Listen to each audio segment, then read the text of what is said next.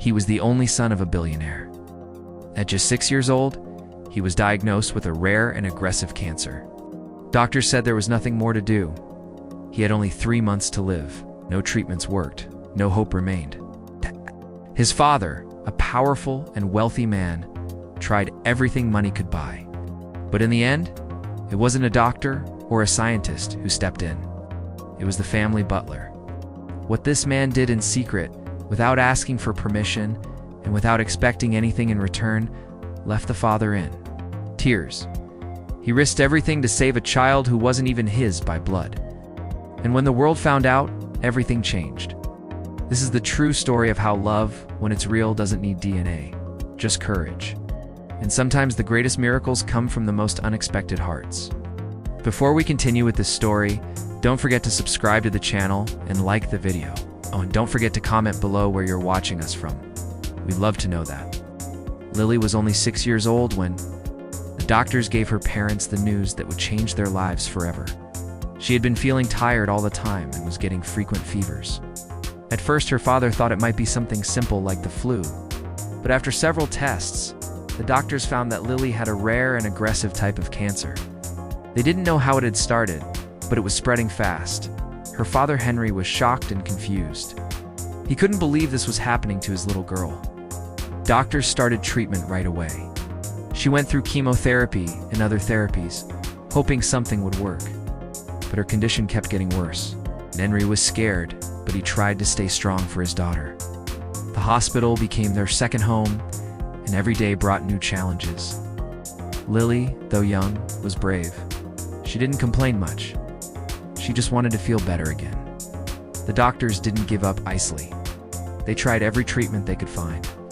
When chemotherapy failed, they moved to immunotherapy. When that didn't help, they looked for clinical trials. Henry used all the money he had to give Lily the best care. He was a successful executive and had the resources, but even with all that, nothing worked. Every time a new treatment started, there was hope. But soon that hope faded when the cancer continued to spread. Henry spent long hours at the hospital and barely went to work. He sat beside Lily's bed, holding her hand, reading her stories, and watching cartoons with her. He wanted to make every day count. Deep inside, he carried a heavy guilt. His wife had died while giving birth to Lily, and now he feared he would lose Lily too. Wondered if he was cursed or if life was punishing him, but he never showed those feelings to his daughter. Lily had never met her mother. She had only seen a photo that stood on a wooden shelf in their living room. It was a picture of a smiling woman holding her pregnant belly. Henry told Lily that her mother was kind and beautiful, shared stories about how they met, how much they loved each other, and how excited they were to meet her. Lily would sometimes stare at the photo and ask questions about her mom. She said she wished she could hug her just once. Henry always answered softly, hiding his pain. Lily seemed to understand that her mother was gone, but she never seemed angry about it. She simply accepted it as part of her life. Now, as her body became weaker, she asked fewer questions. She was losing weight and needed help to walk, yet she still smiled when her father made jokes or when nurses brought her small toys. She tried to stay positive. Eventually, the doctors gave Henry the final news. There was nothing more they could do. The cancer had spread to most of Lily's organs. Her body wasn't responding to anything. The medical team met with Henry privately and explained everything. They told him that Lily had about 3 months left to live, maybe less. Henry couldn't speak at first. He felt numb. How could a little girl with so much life ahead be given such a short time? He asked if there was any chance anything they hadn't tried. The doctors said no. They had done everything they could. That night, Henry sat in the hospital room with the lights dimmed, watching his daughter sleep. He tried not to cry. He thought about all the memories they wouldn't make together. No first day of school, no graduation, no wedding. It was too much to take in. But Lily the next morning had only one thing to ask. She didn't ask why she was sick. She didn't ask how much time she had left. Instead, she looked up at her father and said, "Can I have a birthday party?" Henry was surprised. He didn't expect that. Her birthday was coming in a few weeks. He asked her why she wanted one. He said she had never had a real party before. She wanted balloons, cake, music, and her friends from school wanted to wear a pretty dress and dance. Henry nodded and promised he would make it happen. He told her it would be the best party ever. That same day, he started making calls. spoke to the hospital staff, his friends, and the school. Everyone agreed to help. If Lily wanted a birthday party, then that's what she would get. Henry wanted to give her something special, a day that was only about joy without pain or sadness. As the days passed, Lily's condition continued to decline, but she remained excited about her birthday. She talked about the cake flavors she liked, the kind of music she wanted, and the games her friends could play. Though her father watched her closely, amazed by her strength. Even though she was tired and in pain, she smiled whenever someone mentioned the party. The hospital allowed Henry to use one of the larger rooms for the event. Nurses and doctors helped decorate it with colorful balloons and streamers. Lily chose a princess theme. Her favorite color was purple, so everything was in shades of purple and pink. Friends from school made drawings and cards. One of her nurses brought in a small crown for her to wear. Lily laughed when she saw it. She said she would be the queen for one day. As the date approached, Henry felt a mix of happiness and sorrow, knowing what the party really meant. Since the day Henry's wife passed away, everything inside the mansion changed. The house, once full of life, became quiet and cold. Every corner felt empty. The laughter that once filled the rooms was gone. Instead, the house was now filled with nurses and caregivers who came and went constantly. They took care of Lily's health, gave her medicine, and checked her condition. But they didn't stay long. It felt like no one truly belonged there, but one person did stay, Albert. He had been hired when Lily was still a baby, just after her mother died. At first, he was only supposed to help with basic housework and some light duties. But over time, Albert started doing more. He helped feed the baby, rocked him to sleep, sang lullabies, and stayed by his side when he cried. He didn't just work there, he became a part of Lily's life, someone who never left. As Lily grew up, Albert became her constant support. He was there in the mornings helping Lily get dressed and preparing her breakfast. He made sure Lily brushed her teeth and tied her shoes. When Lily had nightmares, Albert would sit with her, hold her hand, and calm her down. He read stories at bedtime and made up silly songs to make Lily laugh. The bond between them grew stronger each day. Henry noticed it, but he never tried to stop it. He was often busy with work, trying to manage everything on his own after losing his wife. He didn't have the time or energy to be present all the time. Albert filled that space. To Lily, he wasn't just a helper in the house. One day, when she was around 4 years old, Lily looked at Albert and without hesitation called him Papa Number 2. It wasn't something taught. It came naturally from love and trust. That name stuck. From then on, Lily always called him that. Papa Number 2, can I have juice? Papa Number 2, can we play a game? Albert never corrected her. He smiled every time. It meant the world to him. Albert had no children of his own, and his past was marked by deep pain. When he was younger, he had a little brother who got very sick. Their family was poor and couldn't afford the right treatment. Albert watched his brother slowly get worse, and one day he was gone. That memory never left him. It stayed in his heart, buried but never forgotten.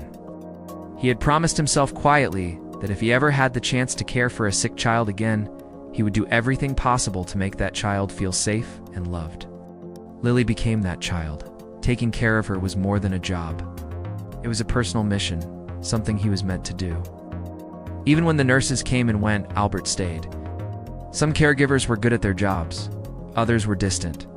But Albert was different. He sat beside Lily during treatments, wiped her tears when the injections hurt, and held her hand during scans.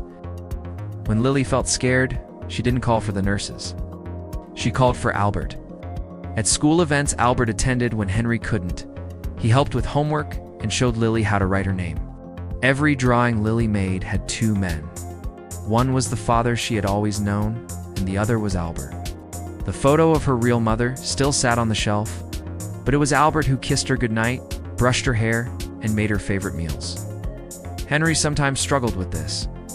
He missed his wife deeply, and seeing Lily form such a strong connection with someone else reminded him of what he had lost. Even he couldn't deny how important Albert was. Henry had set clear rules when Albert was hired. He was not family. He was staff. He had his own room in the house and followed a schedule. But those rules faded over time.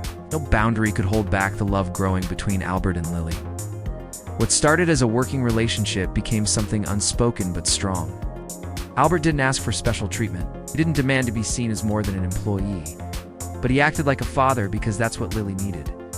And Henry, though silent about it, became grateful for his presence. He saw how Lily smiled more when Albert was around. He noticed how calm she became. Albert filled the emotional space that no one else could. He gave comfort not only to Lily, but to the whole house. His presence made the mansion feel less like a hospital and more like a home again.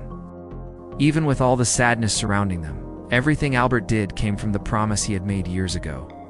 He had failed to save his brother, but he would not fail with Lily. Every medicine given, every meal cooked, every story told was his way of keeping that promise. He knew he couldn't cure the cancer, but he could give Lily joy, love, and peace. Albert believed that love made pain easier to carry. He would sing softly when Lily couldn't sleep and sit beside her during the hardest days. Lily trusted him completely. In Lily's eyes, Albert was a second father, not by blood, but by choice and by care. That bond became unbreakable. Even as the days grew darker and the doctors gave grim updates, Albert didn't leave. He stayed strong because he had made a promise. Lily had become that promise, living and breathing. She was the reason Albert kept going, and he would not let go.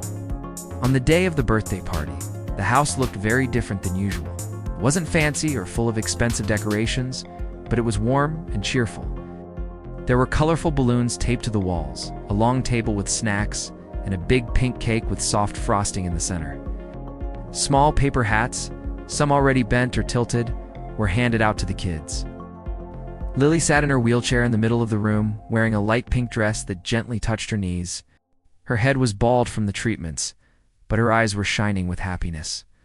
She smiled every time someone gave her a hug or a small gift.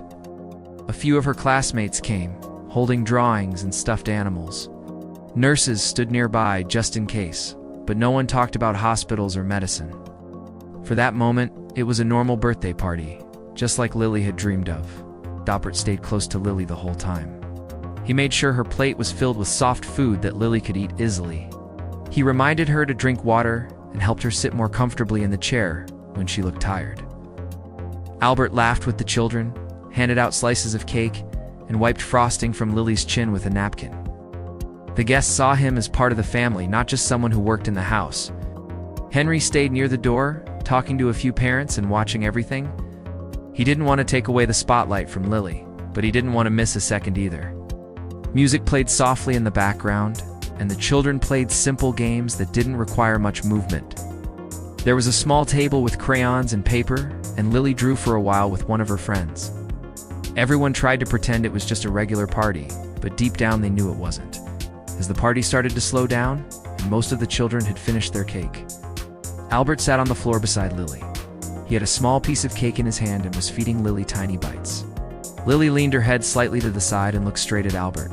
Her face was calm, but her eyes were serious. Then in a soft and weak voice, she asked a question that made the world stop. "Am I going to live, Papa?" she said. She didn't say Albert. She didn't say my other Papa. She said Papa because that's who Albert was to her. The room went quiet. It was like the music had disappeared. Voices had stopped, and time had frozen. Albert didn't answer right away. He felt like the air had been knocked out of his chest. He looked into Lily's eyes, trying to stay strong, but inside he felt like crying. The question hurt more than anything Albert had ever felt before. He wanted to say yes. He wanted to smile and tell Lily that everything was going to be okay, but he couldn't lie. Not to Lily. Not after everything they had been through together. His lips trembled and his eyes filled with tears, but he didn't let them fall. He reached out and held Lily's hand tightly. "You're very strong," he whispered, "and I'm right here with you." He didn't say yes. He didn't say no. He just stayed with her. Lily kept looking at him as if trying to understand what wasn't being said. Behind them, near the doorway, Henry had heard the question too. He couldn't move. He put both hands on his face and turned away. It was too much. Hearing his daughter ask if she would live, it was the moment he had feared since the diagnosis. That question changed something inside all of them. Until then, they had been trying to act like everything was normal. They decorated the house, planned a party, smiled for photos, and tried to forget the truth. But in that one sentence spoken so quietly, Lily brought everything back into focus. She wasn't just a little girl celebrating her birthday. She was someone who understood more than anyone thought. She knew what was happening. She could feel her body getting weaker. She could hear the whispers. She wasn't asking because she didn't know. She was asking because she needed to hear it from the person she trusted most. From the man she called Papa. Albert knew that answer would stay with Lily forever. He didn't have the power to change the outcome, but he could choose to be honest, gentle, and present. That moment would never go away. It was now part of who they all were. After that question, the party continued. But something had shifted. The kids played a little more quietly. The adults spoke in softer tones. Lily, though still smiling at times, seemed more thoughtful. She held Albert's hand and didn't let go. Henry eventually walked over and kissed the top of her head, sitting beside her for the rest of the evening. No one mentioned the question again, but its weight was still in the room. It had changed everything. It was no longer about pretending. It was about making the most of the time they had left. That night, after everyone left, Albert helped Lily change into her pajamas. He brushed her teeth, told her a bedtime story, and lay beside her until she fell asleep. Henry stood quietly in the doorway. The house was silent again. Now the silence wasn't cold. It was full of meaning because from that moment, everything had truly changed. Albert did not sleep at all that night. After the party, after the question Lily asked, his heart felt heavy and his mind would not stop racing. He kept hearing that small voice asking, "Am I going to live, Papa?" No matter how many times he closed his eyes, it came back. Lying in his bed, staring at the ceiling, Albert felt something rise inside him, a need to act. He couldn't accept doing nothing. He needed to try something, anything, even if it seemed impossible. So, he got up, made some coffee, and turned on the old laptop that was kept in the kitchen drawer. He started searching online. At first, it was general: new treatments for cancer, experimental medicine, clinical trials. Then he read about cases in other countries, about families who had traveled for help. Some stories were sad, some gave him a bit of hope, but he was looking for a miracle. As the hours passed, Albert narrowed his search. He began reading about organ donations and transplants. He learned that in some rare cases, part of a liver could be taken from a living person and given to someone who needed it. It sounded dangerous and complicated, but he kept reading. The procedure required the donor and the patient to have a perfect match in blood type, tissue enzymes, and other genetic markers. It usually worked best between family members. Albert knew he wasn't related to Lily, not by blood, but something inside him told him not to stop. He found a clinic nearby that did compatibility tests and offered liver transplant support. The next morning, without telling Henry or anyone else in the house, he made an appointment. He told the nurse he was doing it for someone very special. He wasn't sure they would even run the test, but they did. Then all he could do was wait. Waiting for the result was painful. Albert went back to his daily routine, helping Lily, cooking meals, folding laundry, and cleaning rooms. But his mind wasn't focused. Every hour felt like a week. He checked his phone constantly, hoping for an email or call. A few days later, he received a message from the clinic asking him to return. His heart beat faster than ever. He took a deep breath, told Henry he needed a personal day off, and left the house early. At the clinic, they handed him a white envelope with his name on it. He opened it with shaking hands. The numbers and words inside didn't make sense at first. Then the doctor entered and explained it all in a calm voice. Albert was a full match. Perfect blood type, perfect enzymes. Everything needed was there. He sat still for a long time, not saying a word. Didn't feel real, but it was. Tears filled his eyes. He couldn't believe it. The doctor said it was extremely rare, especially between people who weren't blood relatives. But the results were clear. Albert's liver could help Lily, maybe even save her. He thought about what that meant. The surgery was risky. He could face health problems after, but none of that scared him. What scared him was losing Lily without trying. He thanked the doctor and left the clinic holding the papers close to his chest. He didn't know what to do next. He was just a butler. Would they even allow him to donate?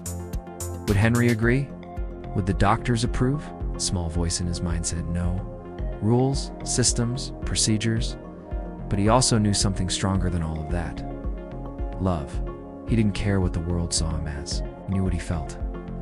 Lily wasn't his boss's daughter anymore. Lily was his child. Albert went home and sat alone in his room, stared at the walls and thought deeply. If he told Henry, he might say no. He might think he was acting emotionally or trying to cross a line.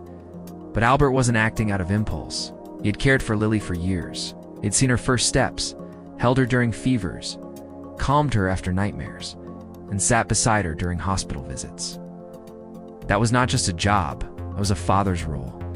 And now, he had a chance to give something no one else could. It wasn't about duty anymore. It was about love, about doing what needed to be done. Albert made up his mind. He would go to the hospital alone and speak to the transplant team. He would fight for the chance to give his part of his liver to Lily. If they said no, he would keep trying. He was not stopping. He knew it wouldn't be easy. Hospitals had rules. Legal systems had forms. Henry had authority as the legal guardian, but Albert was ready to push through every wall. Lily wasn't a patient to him. She wasn't a job. She was a daughter, not by birth, but by bond. Albert knew that parents make sacrifices.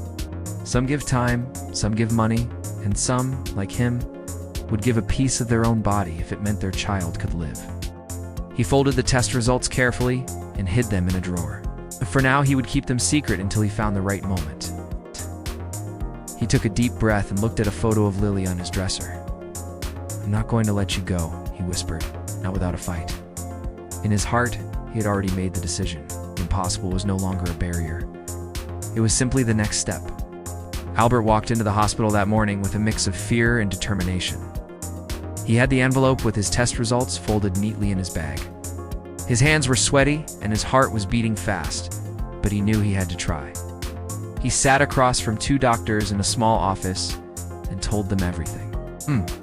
How he had cared for Lily since she was a baby, how he had gotten tested in secret, and how the results showed he was a perfect match. He explained he was ready to go through with the transplant. He didn't want money or recognition.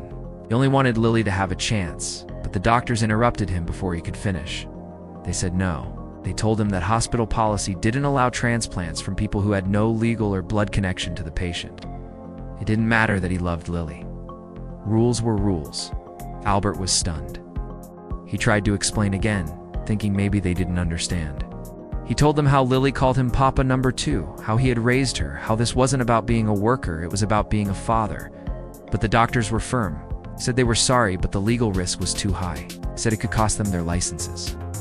Albert left the hospital with shaking hands and tears in his eyes. He hadn't expected a yes right away, but he hadn't expected a flat no either. When he got back home, he told Henry everything. At first, he didn't speak. He looked at him with disbelief, trying to understand what he had done. Then suddenly, his face changed. His voice cracked as he said, "Don't ever bring this up again. Please, you're all Lily has. I already lost my wife. I can't lose you too." He knew Henry cared about him and respected everything he had done for Lily, but his reaction also showed fear. He was scared of losing him, of something going wrong during the surgery. He wasn't. Thinking like a father desperate to save his child, was thinking like a man who had already lost too much and didn't want more pain. Albert tried to explain again, but Henry wouldn't listen. "This isn't your fight," he said. But that was where he was wrong. It was his fight. He had promised himself long ago that he would do everything he could to save a child if given the chance. And now he had that chance. Lily wasn't just someone he helped raise. She was. Family, blood, or no blood. So Albert made a decision. If the hospital wouldn't help him, he would find someone who would. Somewhere in the world, there had to be a way. That night, Albert went back to his laptop.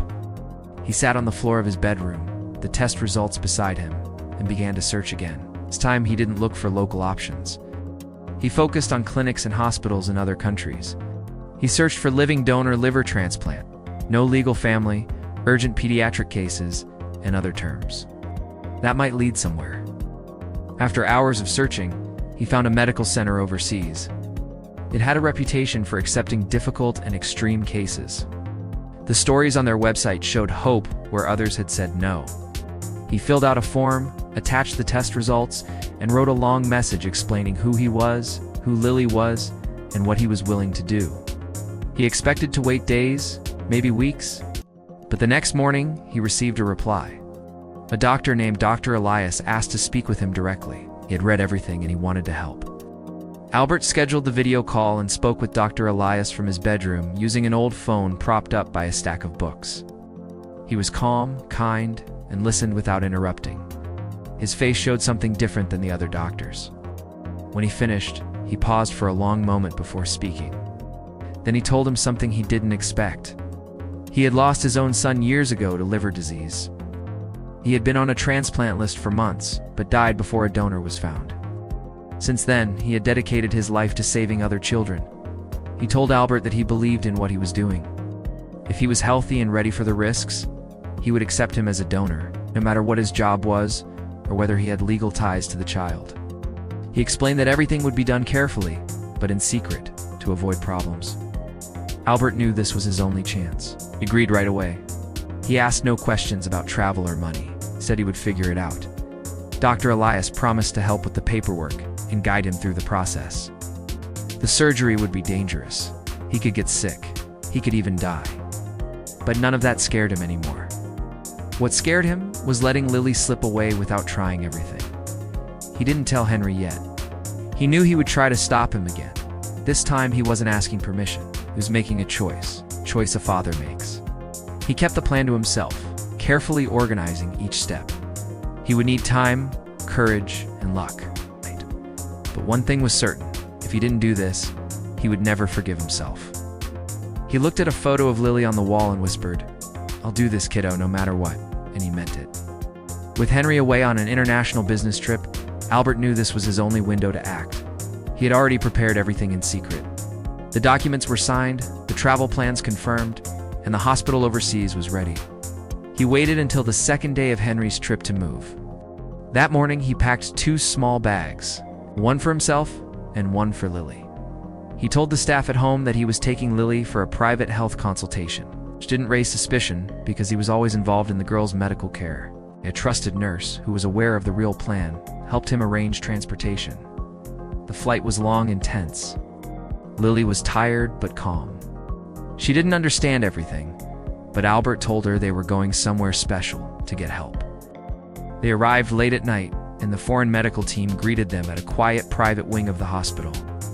Albert checked into the hospital under false names as instructed by Dr. Ilias's team to avoid attention or interference. Everything was handled with precision. Doctors examined both Albert and Lily once again to make sure everything was still in order. The surgery was scheduled for the next day. Albert barely slept that night. He sat beside Lily's bed, brushing his fingers through the child's hair as he watched her sleep. Lily still didn't know the full truth. She only knew that Albert had promised to do something to help. Before dawn, Albert wrote a short letter and sealed it in an envelope. He placed it under Lily's pillow. It said, "If I don't wake up, know that Papa said yes." He didn't want to scare the girl, but if something went wrong, Lily had to know that this was his choice, made from love, not fear. His mind was calm. He was ready. Early in the morning, the hospital team moved quickly. Lily was taken to one operating room. Albert was taken to another, just steps away. The halls were quiet. No reporters, no questions, no family members, just doctors and nurses focused on the task. Dr. Elias oversaw the procedure himself. The team had rehearsed everything. The plan was to remove a healthy portion of Albert's liver and immediately transplant it into Lily's body. Timing was critical. Once the liver segment was taken out, it had to reach Lily within minutes. Both patients were placed under anesthesia. The machines beeped steadily.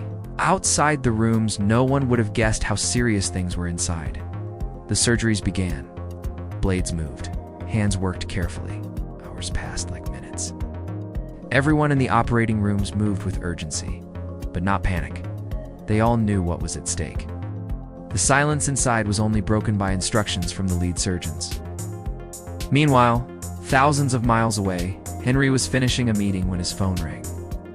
He almost didn't answer, thinking it was just another update from his office. But the number was unknown, and something told him to pick up. The voice on the other end was from the international hospital. The woman spoke calmly, but seriously. "Your daughter is currently in surgery," she said. Henry stood up so quickly that his chair fell over. He didn't understand. What surgery? What hospital? The nurse gave him the full name and location. She mentioned Albert's name, and that's when Henry realized what was happening. His heart dropped. He hung up and booked the first available flight, not even stopping to pack properly. He didn't care how long the flight was. He didn't care what it cost. All he could think about was Lily and Albert. He had told him not to do this, and he did it anyway. By the time Henry landed, the procedure had already ended. Rushed through the airport, barely going through customs before jumping into a taxi. At the hospital, he pushed through the doors and asked for both names. The nurse at the desk pointed him to the intensive care unit. When he walked in, the room was dim and quiet. There were 2 beds. One held Lily, sleeping peacefully, her tiny hand wrapped in a bandage. The other bed held Albert, still unconscious, pale but alive. Machines hummed quietly beside them. Henry walked between the beds, stunned. He stood there, taking in the scene. It was the first time he had ever seen what true sacrifice looked like. Not in words, but in action. Lily's heartbeat was steady. Albert's vitals were stable. 2 hearts that once only shared affection, now shared something deeper. Blood. Henry felt tears run down his face. No words came out. He just watched. Henry sat between them for hours. Nurses came and went. Doctors updated him with cautious optimism. The transplant was successful. Both patients were still recovering, and the next few days would be critical. But for now, things looked good. Henry read the letter Albert had written. He opened it with shaking hands. "If I don't wake up, know that Papa said yes." The words hit him harder than anything else ever had. Finally understood the depth of what Albert felt. He hadn't done this for gratitude or approval. He did it because he truly was Lily's father. Not by law, not by blood, but by love and action. Henry sat back in the chair holding both their hands. And for the first time in a long time, he felt something close to peace. He saw what no one else had seen before. In that room, there were no titles or roles, just 2 hearts connected, now forever, by the same blood. After 13 long hours inside the operating room, the doctors finally stepped out. Their faces were serious and tired, but there was something different in their expression, something calm and quietly hopeful. They had done everything they could. The lead surgeon removed his gloves and gave a slow nod to the nurse waiting in the hallway. Henry, who had been sitting on a bench just outside the room, stood up quickly. He looked at the team, searching for a sign, afraid to speak. The doctor approached him and said, "The surgery was a success." Henry froze for a second, trying to process the words. The liver transplant had gone well. Lily's body had accepted the new organ. No signs of rejection so far. Her breathing was steady. Her fever was starting to drop. And her heartbeat was strong. Everyone knew this was only the first step, but it was the step they had all prayed for. Lily was moved into the recovery unit, surrounded by machines and soft blankets. Nurses checked her every few minutes. She looked peaceful, as if simply asleep. On the other side of the hallway, Albert was in a separate room. His surgery had also ended, but his condition was more fragile. Doctors had placed him in an induced coma to help him heal slowly. The trauma of the operation was intense, and his body needed full rest. Henry visited both rooms, walking back and forth with tired steps. When he entered Albert's room for the first time, he couldn't hold his emotions. He looked at his pale face, the wires, the machines, the silence. He dropped to his knees beside the bed. He had done something no one else even considered. He gave away part of his body for a child he didn't give birth to. For Henry, this was no longer just loyalty. It was love, real and complete. The next few days were slow and emotional. Nurses moved carefully, checking signs, adjusting medications. Doctors spoke in calm voices, explaining what could happen next. Every hour mattered. Henry barely left the hospital. He stayed in the waiting rooms, drank bad coffee, and read the same pages of a book without understanding any of it. On the 3rd morning, something happened. A soft voice called out from the bed, "Daddy." It was Lily. Her eyes were half open and her voice was weak but clear. Henry rushed to her side. Her cheeks had color. She blinked slowly, then smiled. "Can I have cake?" she asked. Henry laughed and cried at the same time. He couldn't believe it. The doctors came in and checked her. Her body was responding better than expected. Her recovery had truly started. But soon she looked around and asked, "Where's Papa number 2?" And that question hit Henry harder than anything else that week. He sat beside her, holding her hand but didn't know what to say. He thought about telling her the truth, but the words wouldn't come out. How could he explain to a child that the person she loved most in the world was still asleep and might not wake up soon? So, he just said, "He's resting, sweetheart. He's very tired." Lily nodded, trusting him. But Henry knew he couldn't hide the truth forever. That afternoon, he went back to Albert's room and sat beside him again. He told him everything. He spoke out loud, even though he couldn't hear him, or maybe he could. He told him how Lily smiled, how she asked for cake, how she wanted to see him. He said thank you over and over again. He held his hand and stayed there for hours, just listening to the soft rhythm of the machines. That room had become the center of his world. People who worked in the hospital started to hear the story. A man who gave part of his liver to a girl he didn't give birth to. A butler who became more than family. Nurses talked about it in the halls. Some cried while changing shifts. The doctors who were used to dealing with cold numbers and difficult outcomes quietly admitted they had witnessed something rare. Not just a complex medical case, but a true act of sacrifice and love. Lily kept getting stronger. She ate small meals, sat up slowly, and even laughed once when a nurse made a silly face. But she kept asking about Albert. Every morning, every evening, the same question. "Is he awake yet?" Meant Henry promised to let her know the moment it happened. He stayed close to both rooms, waiting for the second miracle. Not just the saved child, but the man who had saved her. And then it became clear to everyone around them something had changed. The hospital room that once felt like a place of sadness and fear now felt like the beginning of something new. What was supposed to be a tragic ending had become the start of recovery. Lily's life had turned around. Her body had accepted the new liver. She was healing faster than expected. And even though Albert was still in a coma, his vital signs were strong. The doctors were hopeful.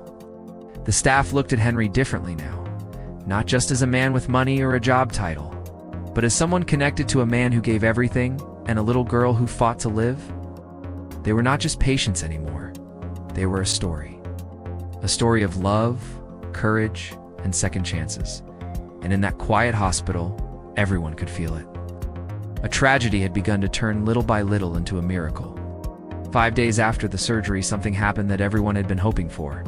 Albert opened his eyes. It was slow at first. He blinked a few times, confused, trying to focus. The room was quiet, except for the soft beeping of the monitors. His body was weak, and his head felt heavy, but he was awake. His vision cleared slowly, and the first thing he saw made his heart jump. It was Lily. She stood beside the bed wearing a paper hat from the hospital's kids' playroom. Her smile was wide and full of joy. "Papa number 2, I'm alive," Lily said loudly. Albert's eyes filled with tears. He tried to speak, but no words came out. He just cried, as the moment was too big, too full of emotion. After everything they had been through, the planning, the fear, the surgery, Albert had made it. And so had Lily. They were both still here. Nurses rushed in when they saw Albert was awake.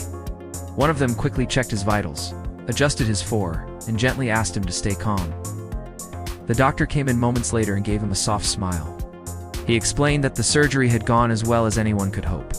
His body had reacted positively. He would need time to recover, but the most dangerous part was over. Lily had been visiting every day, sitting beside Albert, waiting for this exact moment. She had drawn pictures, told him stories, and even fallen asleep in a chair once. Seeing him awake made Lily even more energetic. "I told everyone you were just resting," she said proudly. Albert couldn't stop crying. His arms were too weak to hug, but he reached out his hand and Lily grabbed it with both of hers. They stayed like that for a long time, not talking, just holding on tightly. Later that day, the doctors brought in new test results. This time they were not just about the liver transplant, they were checking something bigger. How Lily's body was responding now that her liver was working. The results made everyone pause. The cancer, which had once been spreading fast, was now shrinking. The new liver was not just functioning, it was helping the medications finally work. The treatment was doing what it hadn't been able to do before. It was a medical surprise. No one had expected such a quick response. The medical team was cautious, but excited. They said they had hope now. Real hope. Lily was still sick, and there was still a long road ahead. But for the first time, the road didn't lead straight to the end. Albert listened quietly as they explained everything to Henry. He felt relief, like a heavy load had been taken off his chest. His sacrifice was working. That evening, Henry came into Albert's room alone. He was holding something in his hand, the letter he had left behind. It was folded and slightly wrinkled, but he had read it more than once. He stood by his bed, looked down at him for a moment, and then slowly sat in the chair beside him. His voice was low. "You saved the only person who gave me a reason to keep going," he said. "I don't know how to thank you."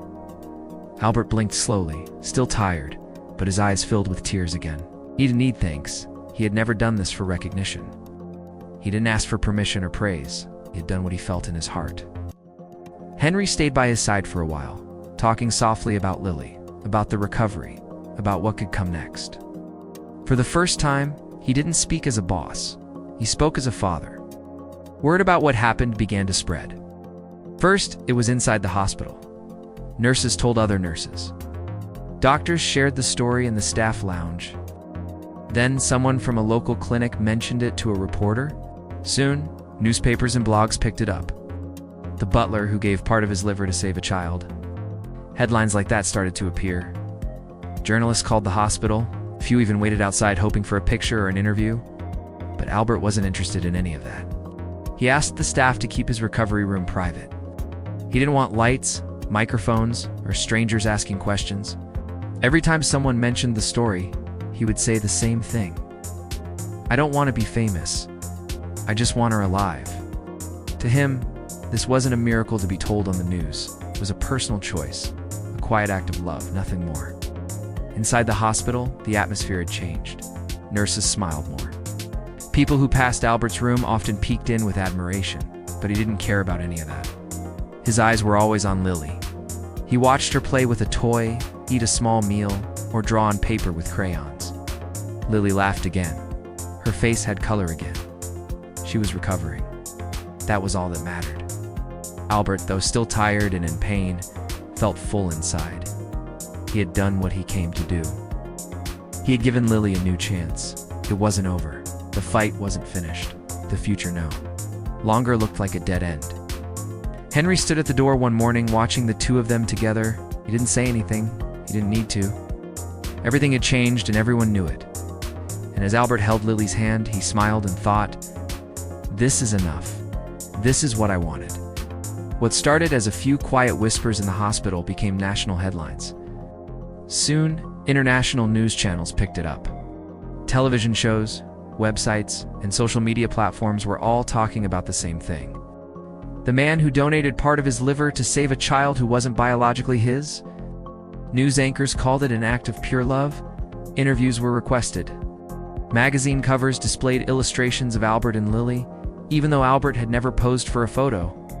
Campaigns for organ donation were launched, inspired by the story. In just a few days, the case became a global conversation. People from different countries sent letters, messages, and even small gifts. Albert was mentioned in medical conferences. The act of one man had reached millions. But while the world watched, talked, and debated, Albert stayed quiet, choosing to focus not on fame, but on Lily. As the attention grew, so did the public discussion. Doctors around the world spoke out. Many praised the act, calling it brave and selfless. Some said it reminded them why they became doctors in the first place. But others raised questions not about Albert, but about the systems that had failed before him. Why had he been denied in the first hospital? Why did rules prevent someone so clearly willing and compatible from donating? Investigations began. Journalists dug into hospital policies and found that Albert's case wasn't the only one. Over the years, many other living donations had been rejected due to overly strict rules about legal or blood ties. Several lives could have been saved, but weren't. A government health committee opened a formal review. Hospital staff members gave statements. One of the directors who had signed the rejection letter in Albert's case was placed on leave. His name was removed from the hospital website. Change was starting. Medical institutions were now being pushed to rethink their protocols. A few hospitals changed their policies immediately, adding emotional bonds to the list of acceptable donor criteria. Experts began writing papers using Albert's case as a real-world example of why compassion should be included in medical decision-making. Online forums exploded with praise. People who had never met Albert were calling him a hero. He was described as a symbol of moral courage. Posts about him were shared thousands of times. Artworks were created. His name became associated with organ donation advocacy in multiple countries. Several large health foundations wanted to honor him. Invitations came for award ceremonies, dinners, even television talk shows. But every time someone reached out, Albert said the same thing: "Thank you." But no, he didn't want a stage, a trophy, or applause. That wasn't why he did what he did. He didn't save Lily to become someone special. He did it because Lily was already special to him. Meanwhile, Albert continued with his normal life the way he liked it. He stayed away from cameras, from lights, from questions. He didn't even tell most people about the news coverage. He just focused on Lily. They went on short walks in the morning, enjoying the sun. They played board games in the garden behind the house. Sometimes they painted together or made up silly songs. Lily's strength returned little by little. Her appetite improved. Her energy increased and her laugh came back louder each week. Albert took joy in every little sign of progress. One more step walked. One more spoonful of food. One more clean scan. Henry also began to change. He worked less, stayed home more, and spent more time with them. The mansion, once quiet and cold, felt like a home again. But for Albert, the best part of every day was watching Lily just live without tubes, without beeping machines, without fear. One afternoon, Henry showed him an email. It was an offer from a well-known international medical foundation. They wanted to fly Albert to a global health summit to speak about his experience. Everything would be paid for. He would be presented with a humanitarian award in front of thousands of people. Henry said it was a chance to inspire others. Albert smiled kindly and shook his head. "I'm honored," he said, "but I've already gotten my reward." He looked out the window where Lily was playing with a ball. "She's alive. That's all I ever wanted." Henry didn't argue. He understood more than anyone. He knew what it meant. The story could go on without him. The world could talk and share and remember. Albert didn't need to be part of that. His place was here with Lily. That was what mattered. Let others write articles and hand out medals. He just wanted to make lunch and fold laundry. To some, his decision to step away from the spotlight was strange. Why not accept the awards? Why not share the story firsthand? But to Albert, none of that mattered. The world could call him brave, selfless, heroic. He didn't care. The only title he cared about was Papa Number 2. That was the only name that made his heart full. He had done something no rulebook could explain, no system could measure. He gave a part of himself literally to a little girl who called him Papa. Now that little girl was alive, healing, laughing. For Albert, that was the miracle. That was enough. He didn't want fame. He didn't want his name in history books. He wanted Lily safe, happy, and growing. And now he had that. He had the peace of knowing that real love, when it's true, doesn't need to be seen. It just needs to be lived. And that kind of love never dies. 1 year later, the living room looked completely different from the quiet hospital rooms of the past. It was decorated with colorful balloons, streamers, and drawings made by children. A large birthday cake sat on the center table, covered in pink frosting and topped with the number 7. Lily stood in front of it, surrounded by her school friends, cousins, and neighbors. Her cheeks were full of color. Her smile was wide, and her hair, once gone because of treatment, was now growing again in soft curls. She wore a yellow dress and a small paper crown. The guests counted down together, 3 to 1. Lily took a deep breath and blew out the candles. Everyone clapped. Henry stood near the doorway with a camera in hand, filming everything. He laughed, his face proud and peaceful. This was more than a party. It was a celebration of survival, a reminder that Lily had made it through. Albert stood right beside Lily, holding her hand gently. He wore a simple button-down shirt and trousers, his eyes shining as he watched Lily laugh and eat cake. Throughout the past year, Albert had stayed close, helping with appointments, medicine schedules, and school days. He had healed slowly from the surgery, but his focus had never been on himself. It was always on Lily. Now, seeing her so full of life again, Albert felt something deep inside him, a sense of quiet joy, of something complete. He helped pour juice for the kids and made sure everyone had a slice of cake. Several guests who knew the full story gave him soft smiles or small hugs. But Albert didn't want to talk about the past. He just wanted the day to be perfect for Lily. The music played, the children danced, and for a while, no one talked about hospitals, doctors, or pain. Only happiness. At one point during the party, Lily stopped playing and turned to look at Albert. Her voice was soft but serious. "Papa number 2, now I'm really going to live, right?" The question wasn't asked out of fear. It was asked out of hope, out of the need for confirmation. Lily had been through so much at such a young age.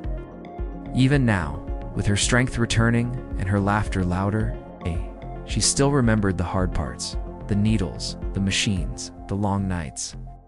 Albert knelt down slowly, his knees aching a little, and brought his forehead to touch Lily's.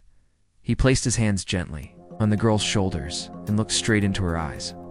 "Yes, my love," he said calmly with a warm smile. "You are going to live." Lily smiled, then hugged him tight. Around them, the party continued, balloons bouncing, kids laughing. But for them, that quiet moment meant everything. Henry had captured that exchange on camera, stopped recording for a moment, and lowered the device. Watching them, he felt his throat tighten. In the past year, he had changed too. After almost losing Lily and witnessing Albert's sacrifice, he'd become a different kind of father. He spent more time at home, was more present in the small things. He no longer let work take over every hour of the day. Seeing Lily grow stronger had given him a reason to slow down and appreciate life more. He had also grown closer to Albert. Their connection, once based on employer and employee roles, was now built on trust, respect, and something that didn't need a name. He knew he had saved his daughter, not just with surgery, but with love. And today he didn't see two people standing by the cake. He saw a family, a real one, formed not by blood, but by choice. As the party continued, people moved in and out of the house. Some brought gifts, others stayed for cake and snacks. Laughter echoed through the halls, and music played from a small speaker on the table. In the living room, something special stood near the bookshelf. A simple wooden frame placed carefully next to a family photo. Inside the frame was the letter Albert had. Written before the surgery, "If I don't wake up, know that Papa said yes." Henry had decided to display it where it could be seen, not for attention, but as a reminder. Every person who read those words understood what they meant. That love didn't need approval, that being a parent had nothing to do with last names or birth certificates, and that sometimes the most powerful decisions are the quiet ones made in the dark out of pure love. That letter had become part of their home. As the sun began to set, the kids sat in a circle, opening presents. Lily laughed out loud as she unwrapped a puzzle, a doll, and a drawing kit. Albert sat on the couch nearby, watching her carefully. Every laugh, every hug, every little joke between the children felt like a gift. Lily wasn't just alive. She was living fully, loudly, happily, and that was everything Albert had ever wanted. He didn't need medals, praise, or stories written in newspapers. He had already received the only reward that mattered. His daughter of the heart was here, growing, smiling, dreaming. The fight had been worth it. The pain, the fear, the risk, all of it. Because in the end, the answer to Lily's question was now a promise. Yes, you will live. And nothing could be more true. The room was full of light, and the letter in the frame kept reminding everyone, love, real love, is enough. Finally, we've reached the end of this story. I'm extremely happy that you've made it this far. Thank you very much for watching. Comment below what you thought and what was the best or worst part. Don't forget to subscribe. Until next time.